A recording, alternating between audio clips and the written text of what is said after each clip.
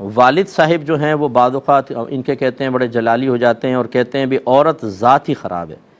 کبھی کہتے ہیں کہ عورت ذات اتنی خراب ہے کہ اس نے نبی کو بھی معاذ اللہ جنت سے باہر نکلوا دیا تھا. تو اس طرح عورت کے لیے قابل نفرت جملہ کہنا کیسا ہے؟ میں آپ کے والد صاحب کی ادب اور تعظیم کرتے ہوئے ان سے قطع نظر ایک جنرلی بات عرض کرتا ہوں. ہمارے بعض خاندان انتہائی جاہل ہوتے ہیں اور ان کے اندر جو اس طرح کے جو لوگ ہوتے ہیں کہ عورت کو پاؤں کی جوتی سمجھتے ہیں، انہیں ماں بہن کی گالیاں دینا، انہیں تھپڑ مارنا، بچوں کے سامنے ذلیل کر دینا، ان کو مار مار کے ان کی ہڈیاں توڑ دینا، چھوٹی چھوٹی بات پر ان کو ذلیل کر دینا مہمانوں کے سامنے، گھر والوں کے سامنے. وہ کہتے ہیں یہ حق بجانب ہیں ہم لوگ، یہ عورت ہے ہی، یہ عورت ذات ہے اسی قابل کہ اس کو پاؤں کی جوتی پہ رکھا جائے. نہیں، یہ عورت ذات بڑی عظیم ہوتی ہے. بی بی خدیجۃ الکبریٰ رضی اللہ تعالی عنہا بھی عورت ہے، بی بی فاطمہ رضی اللہ تعالیٰ عنہ بھی عورت ہیں، سیدہ عائشہ صدیقہ رضی اللہ تعالی عنہا بھی عورت ہیں. اور یہ جو ہم بی بی حوا رضی اللہ تعالیٰ عنہ کا بعض اوقات حقارت سے ذکر کرتے ہیں، تمام انسانوں کی والدہ ہیں، ماں ہیں اور بہت بڑی اللہ کی ولیاں ہیں. آدم علیہ السلام اور بی بی حوا کو اللہ کا ازلی ارادہ تھا کہ زمین پر اتارنا ہے. اس کے لیے اللہ تبارک و تعالیٰ نے آپ دونوں کے لیے ایسے حالات اللہ نے کریٹ کیے کہ انہیں زمین پر تو آنا ہی تھا. یہ اللہ کا ازلی فیصلہ تھا. کیا وہ اللہ کے ازلی فیصلے کے خلاف چل سکتے تھے؟ نہیں. اس میں آدم علیہ السلام اور بی بی حوا کی حقیقتاً ایک اجتہادی خطا تو کہی جاتی ہے کہ جی سوچ بچار میں فرق آ گیا، لیکن اصل میں پیچھے مشیت الہی کار فرما ہے. اور یہ میں آپ کو ایک آسان سی بات بتا دوں کہ گناہ اور ثواب یہ کب ہوتا ہے؟ جب آپ کسی کا حکم ٹالتے ہیں. حکم مانتے ہیں تو ثواب، حکم ٹالتے ہیں تو گناہ. تو اللہ تعالیٰ کے لیے گناہ اور ثواب کا کوئی تصور نہیں، کیونکہ وہ نہ تو کسی کا حکم ماننے کا پابند ہے، نہ حکم ٹالنا اس کے لیے متصور ہو سکتا ہے. لہذا اگر اللہ کوئی فیصلہ کرے تو اس میں تو کوئی مسئلہ ہی نہیں ہے. تو اللہ کا ازلی فیصلہ تھا کہ آدم علیہ السلام زمین پر تشریف لائیں، بی بی حوا بھی آئیں اور یہاں انسانوں کا سلسلہ قیامت تک چلے اور پھر دا ڈے آف ججمنٹ قائم ہو اور وہاں حساب و کتاب ہو. جب اللہ نے ازل سے یہ فیصلہ کیا ہوا ہے تو پھر یہ کیسے ہو سکتا تھا کہ زمین پہ نہ آئے؟ اب اس کے لیے کیا ہوا؟ اس کے بس اتنا ہوا کہ اللہ تبارک و تعالیٰ نے بروقت جب بی بی حوا مشورہ دے رہی تھیں، آدم علیہ السلام فیصلہ فرما رہے تھے، تو اللہ تعالیٰ نے ان کو تنبیہ نہیں فرمائی، ہوشیار نہیں فرمایا، ان کا معاملہ ان پر چھوڑ دیا.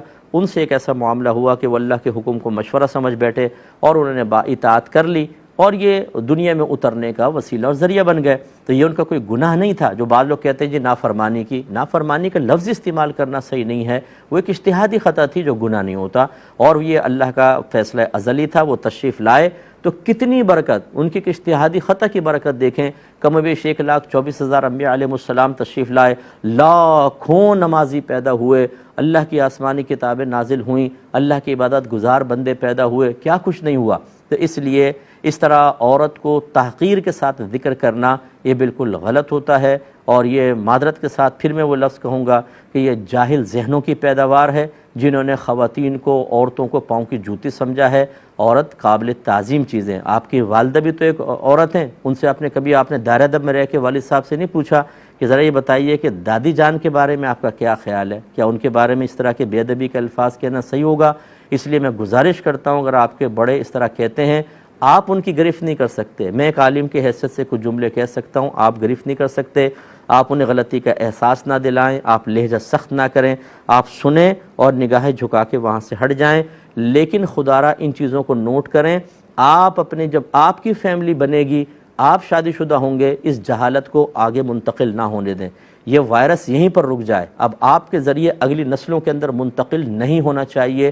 یہ ہمارے سننے والے بچوں کی، ینگسٹرز کی ذمہ داری ہے کہ اپنے خاندان کے اندر جو غلطیاں بڑے کر رہے ہیں انہیں نوٹ ضرور کریں، اس ارادے کے ساتھ کہ میں اپنی فیملی کے اندر یہ غلطیاں، یہ جہالت منتقل نہیں ہونے دوں گا.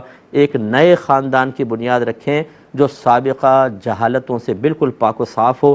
انشاءاللہ آپ ترقی کریں گے دنیا میں بھی آخرت میں بھی. اور اگر آپ نے بڑوں کی یہ خلاف شرع باتوں کو آگے کنورٹ کیا، آپ اس کی بے برکتی، بری موت کی صورت میں اس کا نتیجہ اللہ نہ کرے اگر ہو جائے، عذابات قبر یا میدان محشر میں ذلت و رسوائی اپنی آنکھوں سے دیکھیں گے. اللہ تعالی ہم سب کو اس سے محفوظ فرمائے.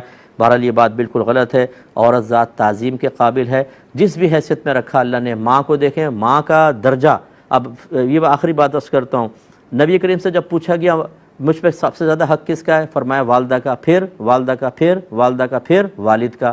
اللہ تعالیٰ کے رسول ماں کو باپ سے 3 گنا زیادہ حق عطا فرمائے. آپ کہتے ہیں جی عورت ذات ہی خراب ہوتی ہے. اللہ تعالیٰ کے رسول اس کو عزت دیں. بیوی کی عزت سرکار نے رکھی، بہنوں کی عزت، بیٹیوں کی عزت. تو کیسے یہ آپ کے جملے صحیح ہو سکتے ہیں؟ اپنی سوچ اور فکر کو ٹھیک کیجئے.